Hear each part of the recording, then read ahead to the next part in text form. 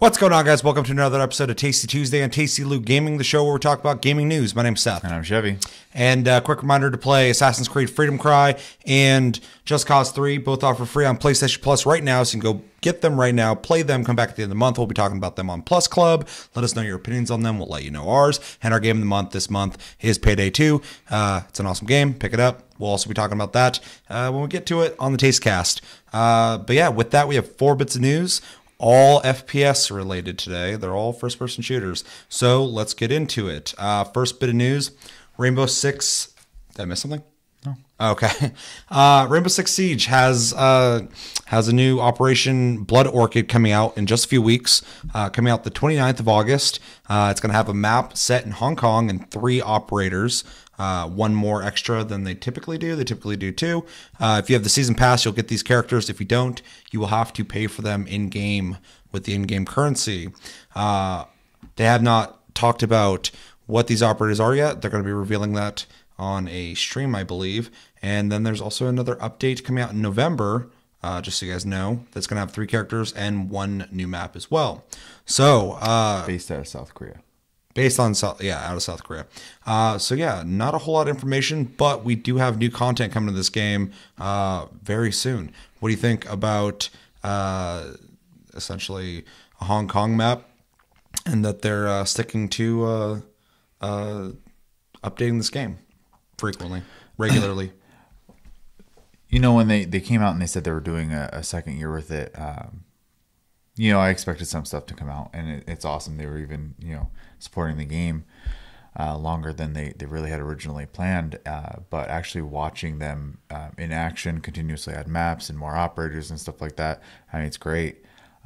They're doing a lot more than I expected them to do with this, and I love that they keep expanding to keep adding different countries and the styles of units from those countries. So. It's funny, when I first heard this, I was like, man, only 1 map. They're going to release 1 map now and then 1 map in November, which isn't that far away when you think about it. But playing the game and kind of taking like that year that it came out, just not playing it, there's already so many fucking maps in the game, and each map you need to learn and understand what walls you can go through, stuff like that, because the maps are modular. They are changed based off how you play them. So I think it is smart for them to roll out maps not like at rapid fire pace, just because there already is a lot of maps and they're already really intricate. As for them releasing 3 operators, I'm really curious on why they're doing it, because it makes sense to release 2 at a time. Just so you have like that even number of like, here's 2, 4, 6, 8, but going from 2 to 3 now, I mean, I can't complain. I'm excited for 3 new operators. That's awesome. And I do have the season pass, so I'm excited for that. I just wish I knew what they were going to roll out with. But yeah, I'm excited for this. I've been playing Siege ever since last month was our game of the month. Yep. Yeah. So it's gotten me back into it. I've been playing on and off, still have a lot of games to play, but been still enjoying it aside from the team killing. And the operators they've come out with have been really cool. I mean, I really like Mira, and I believe I think she's a season 2 operative, the chick with the two-sided mirror. Yeah. And she's super, I think she's awesome. I think it's a really creative idea. So if they got stuff like that they're thinking up, I can only imagine what these guys, because they already have a really diverse group of operators already. So I mean, like, we're going to be getting 3 brand new ones. What the fuck are they going to be? Speculate all day. 6 by the end of the year. So. Yeah. So really cool, really awesome. Yeah. With their numbers being in like 20 million now of people playing this game, I mean, obviously this is working out for them. Oh, yeah. And I think it's interesting too, they mentioned that they did have an expansion they were planning on making, but then they canceled it to work on Operation Health, which has been like to fix the community. There's been problems or whatever, and they just rolled out with the servers being dedicated recently, and I've already noticed a difference. I'm not getting kicked from matches, which is great. So it sounds like they know what the fuck they're doing. Any last words on Siege? No, it's awesome. Keep it up. If the game's still growing, maybe we'll see year 3. That'd be awesome. The way the game's set up, like, I don't really need a Siege 2 just yet. Like, I wouldn't complain, but like, if they just kept updating it and kept it like a standard of what Siege is. Well, and really the only reason to make a Siege 3 or Siege 2 is if there was just some like crazy new like function they had to add to the game at that point. Yeah. Because otherwise, I mean, really the formula's there, and obviously, you know, adding maps and operators hasn't been, you know, isn't the issue, and game modes are easy to add as well if they really wanted to start delving into that avenue. So yeah, I mean, with the exception of being like brand new, like crazy, like engine side stuff, there's no reason. Yeah, I can't think of anything either. I mean, the only thing, one thing I really hope that they'll work on eventually is, and this is with a lot of Ubisoft games, the game is, I don't think everybody notices it, but I definitely do. There's a frame rate issue in the game. On PS4, that's what I played on. And I'm sure on PC it's fine. But there's a very, very, very slight latency and lag to it. And it kind of drives me nuts, but the game's playable and everybody else is experiencing that too. So it's not like I'm being fucked over, but it'd be really cool if they could kind of streamline the way it plays on console to the point where you can get rid of that. So, but it works, so it doesn't matter. Second bit news. So Overwatch, a team-based first-person shooter, is getting deathmatch mode now, both normal and team deathmatch. 20 kills for classic deathmatch, 30 kills for team deathmatch for a win, and a new map called Chateau Guiard. And that is pretty much the news. I know the public test realm is, I believe it's already available, so you can try it out right now if you have that installed. If not, it'll be coming out shortly. It's also worth mentioning too. It says Blizzard has created variants of existing maps to better support deathmatch games. Yeah. So it's interesting that if you are playing deathmatch, you can play a different variant of a map that exists. Probably ones that are less about you need to go from here to there and more about like keeping people in this area so you're not looking for people all day, which makes a lot of sense. I think it's cool that they're adding this. I think it's really, really, really fucking insane. I'm not talking shit, but I think it's really fucking insane that they're just adding this now. Yeah. Just because it's deathmatch, like you shoot each other. That's got to be the easiest thing to make. But they're doing it, and it's awesome. And I'm glad that they're making a new map for it. And I think it is really smart as a guy who likes competitive first-person shooters to make different variants of the maps, because those maps are not designed for deathmatch, and it is really annoying to play on a map that is not meant for deathmatch and try and find people in a game where you're just trying to kill people. There's no objective other than that. It gets frustrating. That was a big problem that Call of Duty Ghosts had, is they had these huge fucking maps. Call of Duty does not need huge maps. So there's so many times where I'll be running around looking for somebody. Someone just spawn behind me and kill me. Yeah. I'm like, this is so fucking annoying. Specifically the old castle map. That was really bad. That was awful. Yeah, like Scotland or wherever the hell it was. Yeah, that was... I mean, at first, like, wow, that's a cool looking map. And I was like, I fucking hate this map. It's awful. Bad. It's horrible. Horrible design. It looked cool, but as a strategy of, you know, what they wanted from that map, it didn't work. So yeah, I'm glad they're doing that. I'm really curious about the new map that they made. And this might be, I mean, I've played Overwatch enough. I haven't played it in a while. But maybe this will be something that can get me back into it, just because, you know, I like deathmatch. If you can just run around and shoot each other, fucking cool. I think one of their apprehensions to this or they were apprehensive to this originally because they had been asked before, and I think part of the reason they even went forward with it is because the community continuously has been asking them for it. So I'm glad they're listening. If Overwatch needs something, it is game modes. I think it only has the 3. Yeah, and that is something for me that always makes me more attracted to other FPSs than Overwatch. I love Overwatch. I think it's a really, really good shooter.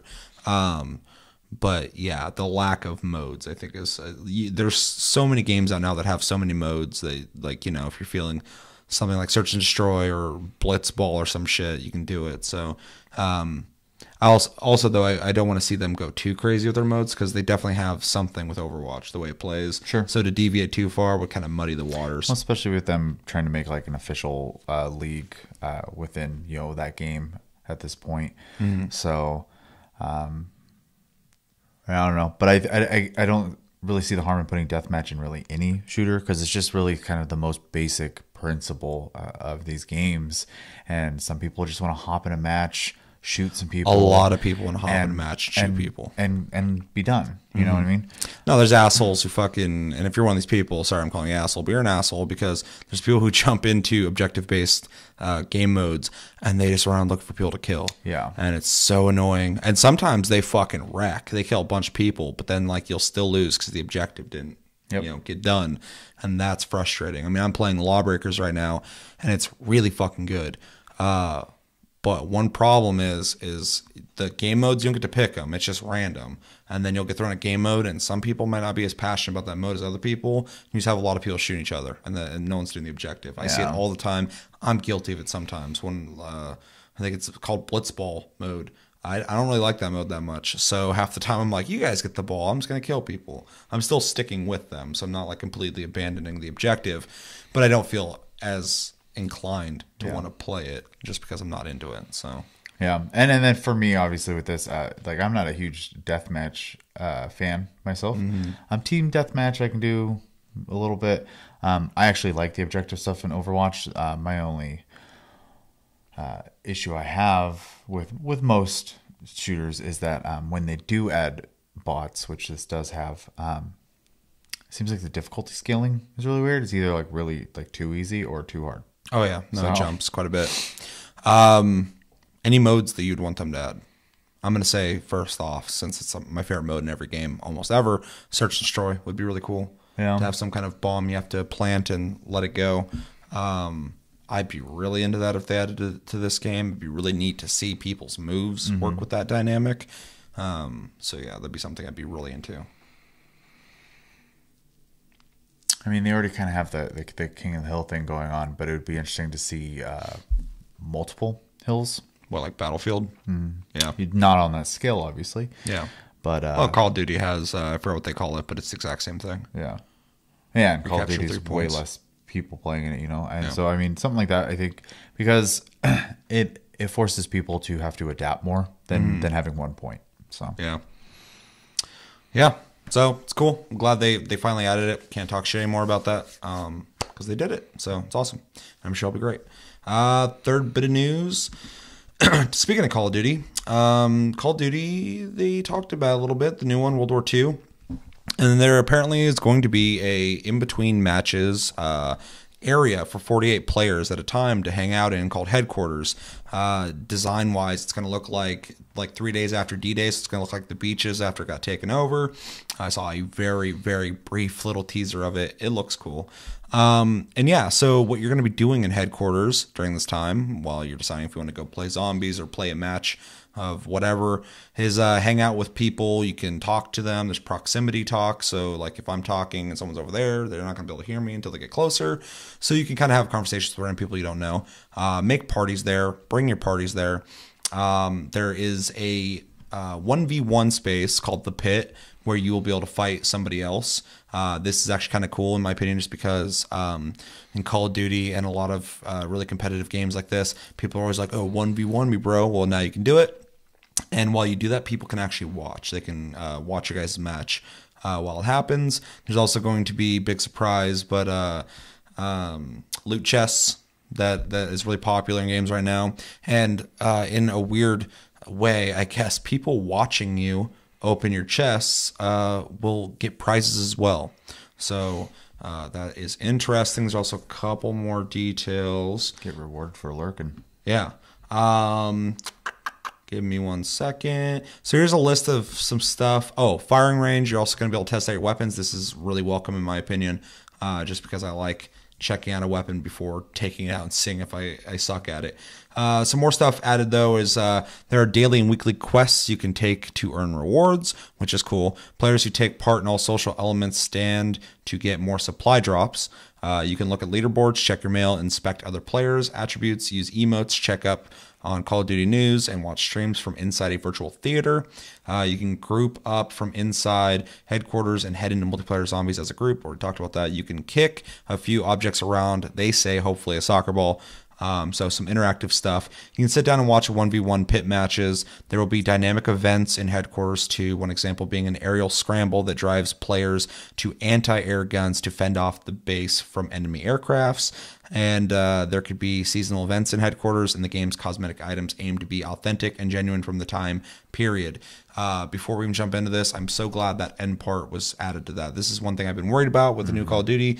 Call of Duty's known for having its community of bros. There's a lot of people play Call of Duty, but there's a lot of like, weed type shit all over the place, and that's fine. I don't give a fuck about that. I live in Washington, so I mean it's whatever. But in a game like a World War II game, I wanted to feel a little more authentic and more respectful. So I am glad that they're thinking about that. It's exactly what I want. So they're doing it. But yeah, I said a lot of things. So what are your impressions of this? I mean, on paper, it sounds really cool. I love that they're adding social elements to it. That's kind of one thing I think a lot of shooters are missing. It's actually one thing I welcomed in Warframe when they added like the relays and stuff like that. Even though they're underutilized, I love that kind of stuff. I mean, like you've brought up before, even like when you were playing Phantasy Star Universe, being able to hang out in that main area or go to people's houses and stuff like that. I mean, it just adds something for you to do, especially in between what you're doing. It's really good for community though too. Like I'm a pretty social dude, and I like meeting new people, stuff like that, like in real life and in video games. So I'm never like opposed to playing with random people. It sometimes sucks, sometimes it's awesome. You meet people, blah blah blah. But I like games that kind of push you in a direction that can build community, because then there becomes like in community like memes and things that people say, and you feel like you're part of a community. And that's something that I feel like is missing from a lot of games nowadays. I feel like a lot of games nowadays, everybody's getting in a party and they're talking to themselves while they do something with other people who aren't communicating with each other. So you're just kind of there's no community aspect to it, and that's what this seems like. It's really aiming to broaden that Call of Duty community. I was gonna say I think it's in a time where like we kind of talked about it before the show, where game companies are like looking more at the long term of their games now versus like just like worrying about what the next game is going to be.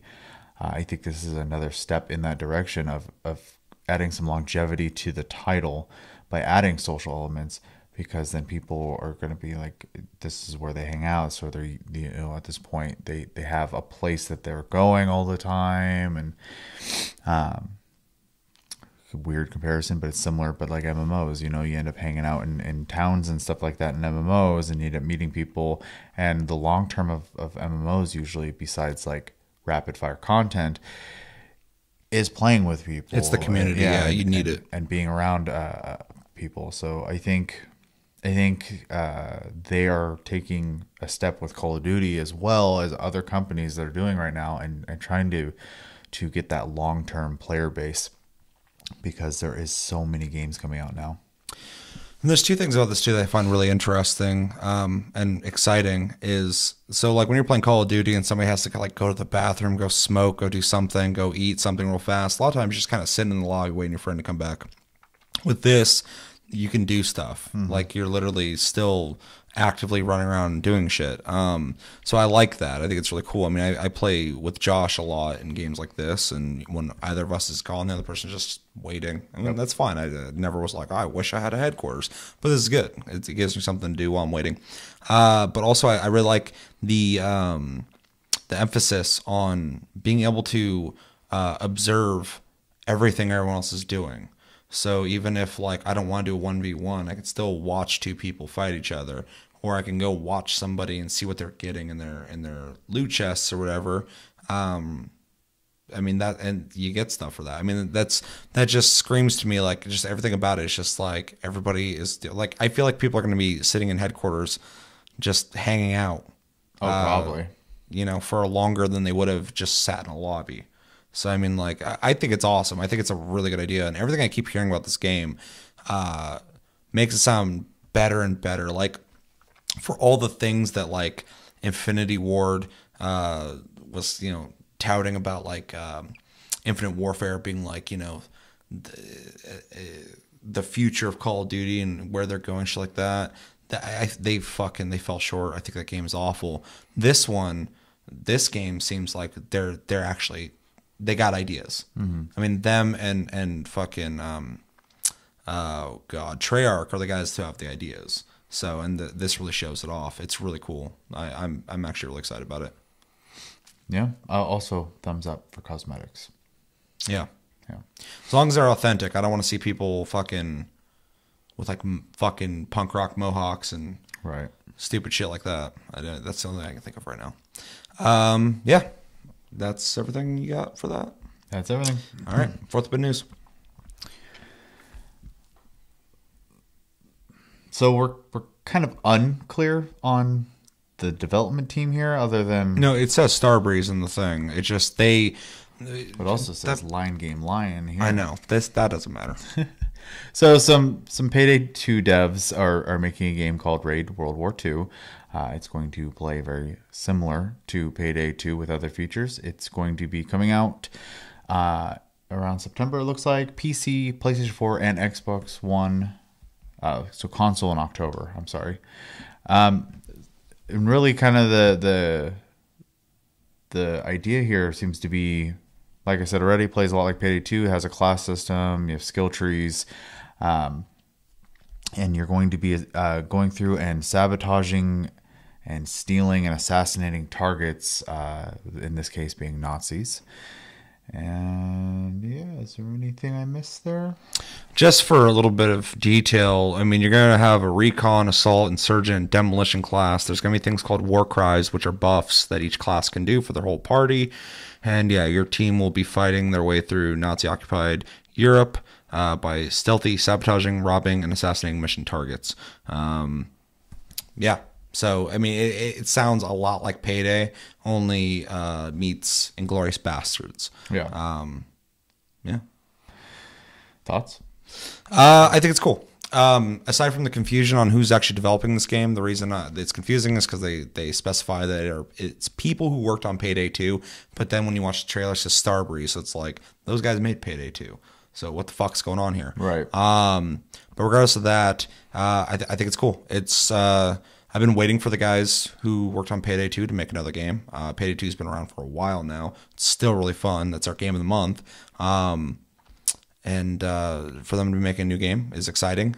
This one sounds like it has some more new ideas. They supported Payday 2 for a long time too, so this will also probably be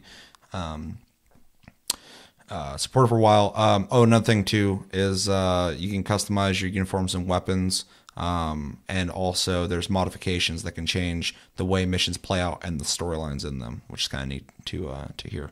Yeah, I'm excited for it. I think it sounds awesome. I think it'll be fun.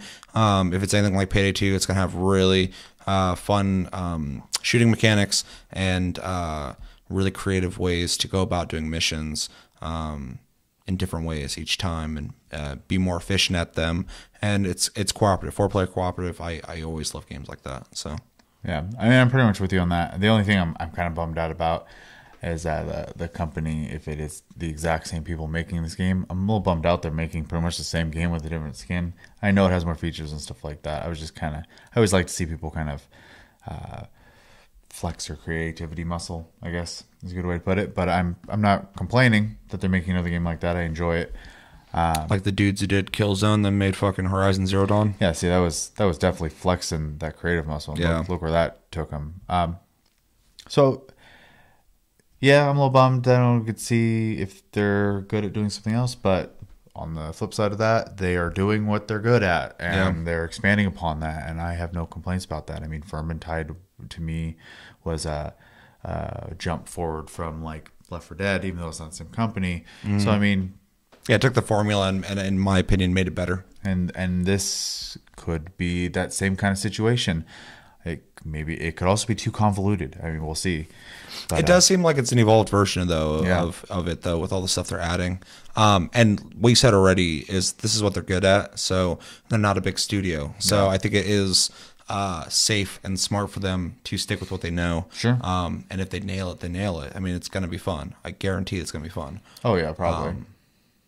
But it is, it does suck when somebody just kind of sticks with the same kind of games or whatever. But I mean, all the great games. We're just stuck with that, though. I mean, like Halo, Halo 2, Halo 3, Halo 4, Call of Duty. So, I mean, Until Bungie decided to do something else. But yeah. make Halo with no storyline and Pretty different much. different But you know what I character mean. design with People multiplayer. people get burnt out and they want to go make something different. So Yeah. Well, apparently these guys have been working on Payday 2 forever, and they're going to work on Payday 2.5 in World War II. Payday 2, World War II. Yeah. But yeah, I mean, I'm going to buy this. I already know I'm going to buy it. No, it looks cool. I mean, I can only imagine that I will also buy it. I'd be really surprised if like it came out and like people were just like, this game fucking sucks. Is pretty much the only reason I could see myself not buying it. Yeah, most companies typically, if they do similar things, get better and better and better. The only thing I can ever think of that progressively I've disliked everything they come out with is Volition and Saints Row moving into Agents of Mayhem. Because every time I look at that game, this is off topic, but I'm just thinking of like, you know, someone making a better and better game. They keep making worse and worse games. Which is crazy because I keep reading people online talking about who have gotten their hands on it, that how fun it is and all this stuff.